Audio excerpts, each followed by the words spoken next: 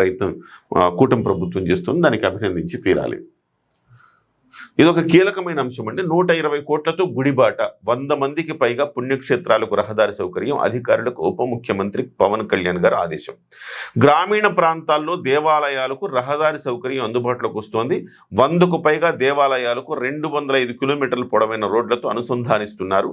జాతీయ గ్రామీణ ఉపాధి హామీ పథకం విబి రామ్జీ సాస్కి నిధులతో రోడ్ల అభివృద్ధి చేస్తున్నారు. పుణ్యక్షేత్రాలకు వచ్చే భక్తుల సంఖ్య నానాటికి పెరుగుతున్న రహదారుల సౌకర్యం మెరుగుపడలేదన్న విషయం క్షేత్రస్థాయి పర్యటనలో ఉప ముఖ్యమంత్రి పవన్ కళ్యాణ్ దృష్టికి వచ్చింది. దీంతో గుడిబాట పేరుతో ప్రత్యేక కార్యక్రమాన్ని తీసుకొచ్చి 120 కోట్లతో 26 రహదారుల నిర్మాణం పూర్తి చేసి ప్రారంభానికి సిద్ధం చేశారు.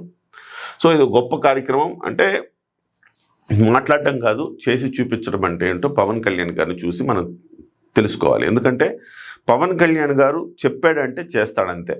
ఆయన గతంలో ఆయన అధికారులు లేనప్పుడు 2017-18 ఆ ప్రాంతాల్లోనే ఏజెన్సీ గ్రామాలు పోరుబాట ఇది ఒక కార్యక్రమం ఒకటి తీసుకున్నారు. శ్రీకాకుళం నుంచి మొదలుపెట్టారు.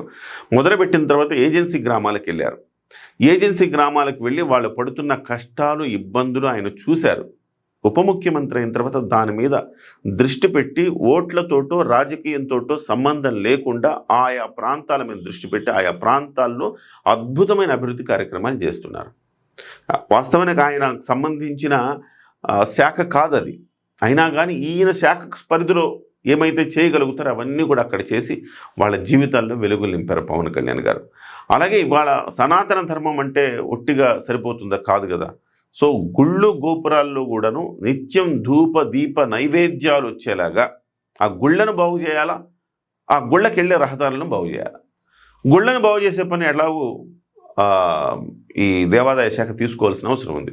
కానీ గుళ్ళకి వెళ్ళే రహదారులు ఉంటాయి కదా, వాటి పట్ల పవన్ కళ్యాణ్ గారు ఒక అద్భుతమైన ప్రణాళిక తయారు చేసుకున్నారు. గుడిబాట పేరుతోటి ఎక్కడ ఏ గుడికి వెళ్ళాలన్నా సరైన సౌకర్యం లేకపోతే వాటికి గుడి మొత్తం రోడ్లు వేస్తున్నారు.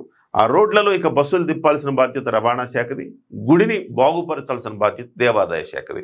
పవన్ కళ్యాణ్ గారు తన పని తాను పర్ఫెక్ట్గా చేస్తూ ఉన్నారు. మిగతా ఇద్దరు మంత్రులు ఇవాళ మిగతా పనులు కూడా కంప్లీట్ చేస్తే డెఫినెట్గా ఈ రాష్ట్రంలోని ప్రతి దేవాలయం, ఆంధ్రప్రదేశ్లో ఉండే ప్రతి దేవాలయంలో కూడా ధూప దీప నైవేద్యాలు పెట్టేలాగా ప్రభుత్వం చర్యలు తీసుకోవాల్సిన అవసరం ఉంది. సో గొప్ప కార్యక్రమం చేస్తున్నందుకు పవన్ కళ్యాణ్ గారిని మనం అభినందించాలి. సో ఇవి ప్రధానంగా ఈనాడులో మనకు కనబడుతున్న వార్తలు.